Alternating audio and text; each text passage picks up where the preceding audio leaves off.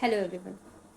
तो मैं आज आप लोगों को बताऊंगी कि मैंने अपनी पूरी पढ़ाई भोपाल में ही की है। मेरे पापा ने मुझे पढ़ाया है। स्टार्टिंग से बताती हूँ, सुनिएगा ध्यान से। मेरा मेरा जन्म इसी भोपाल में हुआ है, Sultania hospital. Everybody knows Sultania hospital, जो जो भोपाल में रहते होंगे और सभी जानते हैं। मेरा जन्म भोपाल में हुआ है। और जब मेरा जन्म हुआ था तो मेरे पापा ने मेरी माँ के साथ मारपीट की थी। तो मेरी मम्मी मुझे गाँव लेके चली जाती है। जैसे तैसे वहाँ मेरा पालन पोषण होता है, मम्मी करती है जैसे तैसे। मेरे को इतना मतलब मेरा जन्म होता है तो मुझे दूध तक नहीं मिलता पीने के लिए।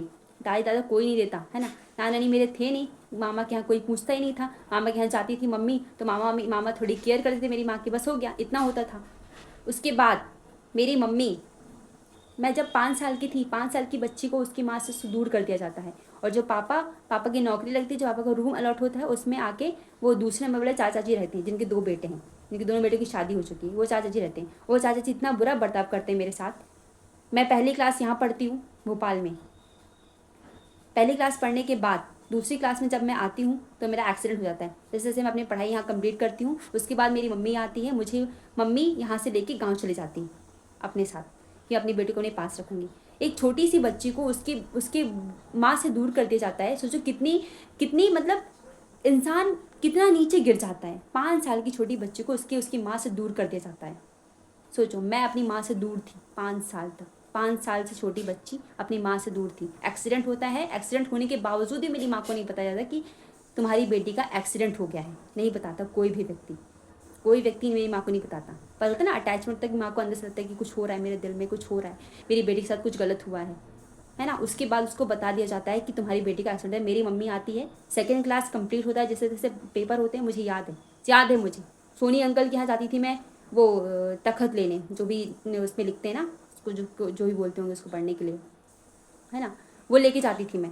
वो लेने गई थी सोनी अंकल के यहाँ पे। मुझे याद है, बचपना अपना अच्छे से याद है। मेरा एक्सीडेंट हुआ था तो पापा कितना मारपीट करते थे मेरी मम्मी के साथ। वो चाची ने मुझे मेरे ही पापा के क्वार्टर में रहकर, जो जो सेकेंड नंबर की चाची, उसके 2 बेटे हैं, वही चाची मेरा बिस्तर अलग, मेरा खाना पीना एवरीथिंग अलग, सब कुछ अलग करके रखी थी।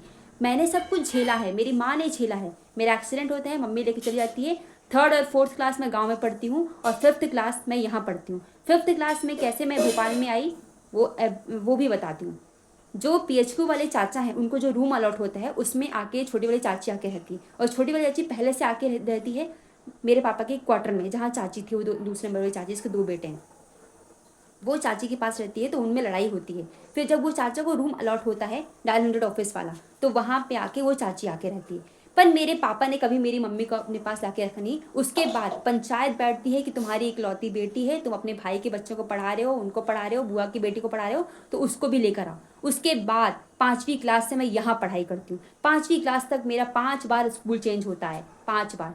5वीं क्लास के बाद मैं एक कोपल स्कूल जो जो नीलबढ़ में, वहाँ पढ़ती हूँ। उसके बाद वहाँ से मुझे मेफलावर स्कूल में डाल देता है। 6वीं क्लास से 12वीं क्लास तक मैं यहाँ पढ़ी हूँ भोपाल में। मेरे पापा ने ही मुझे पढ़ाया है, मेरे पापा ने ही मुझे पढ़ाया है, मेरे पापा ने ही मुझे पढ़ाया है। बार बार रिपीट कर रही हूँ कि मेरे पापा ने मुझे पढ़ाया है 12वीं क्लास तक। बीएससी करवाई पापा ने, एमएससी करवाई पापा ने, बीएड करवाया पापा ने, सब कुछ मेरे पापा ने करवाया। लेकिन उस बीच में पापा ने कभी ये नहीं सोचा कि मेरी मम्मी को कभी गाँव से भोपाल लेकर आ जाएं। 2017 में मेरे पापा को पैरालाइज होता है। उस टाइम भी मेरी मम्मी को कोई ये नहीं कहता है कि मेरे पापा की तबीयत खराब है तो मेरी मम्मी को यहाँ भोपाल में लाके रखें। नहीं होता, कोई भी नहीं कहता। लेकिन जब पैसे देने की बात आती है तो लोग कहते हैं कि तुमने सेवा नहीं करी है। कैसे सेवा करेगी मेरी मम्मी? जब तुम सेवा करने के लिए तुम अपनी बीवी को सेवा करने के लिए अपने भाई बहन देवर देवरानी जेठ जेठानी, जेठानी तो मेरी मम्मी ही है सबसे बड़ी, तो जेठानी तो मेरी माँ ही है। देवर देवरानी की सेवा करने के लिए मेरी मम्मी को छोड़ के रखा है गाँव में, तो कैसे करेगी मेरी मम्मी अपने पति की सेवा, अपनी बेटी की सेवा कैसे करेगी मेरी मम्मी? यही बताना चाहती हूँ मैं इतनी फ्रस्ट्रेशन लाइफ में जी रही हूँ, मेरे सर पे इतना बोझ है, मैं किसी को अपनी तकलीफ नहीं बता सकती। मैं 2023 से लेकर अपनी मम्मी को यहाँ पे भोपाल में हूँ। मैं अपने पापा से बोलती थी कि पापा मेरी मम्मी को भोपाल लेकर आ जाओ, तो पापा कहते नहीं आएगी वो मादर चौधरी, जब तक लल्लू लाल जिंदा है तब तक वो मादर चौधरी भोपाल में नहीं आएगी। और पिताजी, आप भी जिंदा हैं, मेरी माँ भी जिंदा है और मेरी मम्मी भोपाल में मेरे साथ है। पहले मैं बहुत डरती थी लोगों से, मुझे बोलना नहीं आता था, मैं हर जगह गई। 2023 में जब मैं अलग हुई हूँ, 1 जनवरी 2023 से, तब से लेकर मैं एसडीएम ऑफिस, डीएम ऑफिस, हर एक अधिकारी के पास गई, मेरी सुनवाई कहीं नहीं हुई। उसके बाद मैंने केस फाइल किया, उसके बाद ही मैंने केस फाइल किया। हर प्रकार की कोशिश कर चुकी कि मेरे पापा सुधर जाएं। थाने में महिला काउंसलिंग तक होती है, काउंसलिंग होती है, पापा को बुलाया जाता है। भोपाल के थाने में, महिला थाने में जो PHQ के पास है, वहाँ तक बुलाया जाता है मेरे पापा को, लेकिन पापा नहीं आते काउंसलिंग करने के लिए। और कोर्ट केस करने से पहले वहाँ भी काउंसलिंग होती है, वहाँ पापा नहीं आते। मैंने बहुत कोशिश करी है, कितना बोझ था मेरे ऊपर सर के पे। तब मैंने ये वीडियो बनाना स्टार्ट किया है सोशल मीडिया पे। मुझे कोई शौक नहीं चढ़ा था कि मैं अपने so called people, so called family वालों को बदनाम करूँ, कोई शौक नहीं चढ़ा था मुझे। मेरी मम्मी से पूछो कितना दुख सही है वो।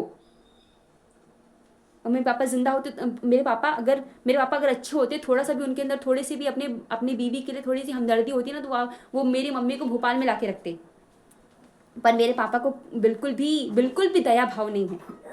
दूसरों की बीवी बच्चों को तुम रखो, उनको खर्चा पानी उठाओ, अपनी बहन की बेटी को भी ला के पढ़ाओ, तो किसी ने कुछ नहीं कहा।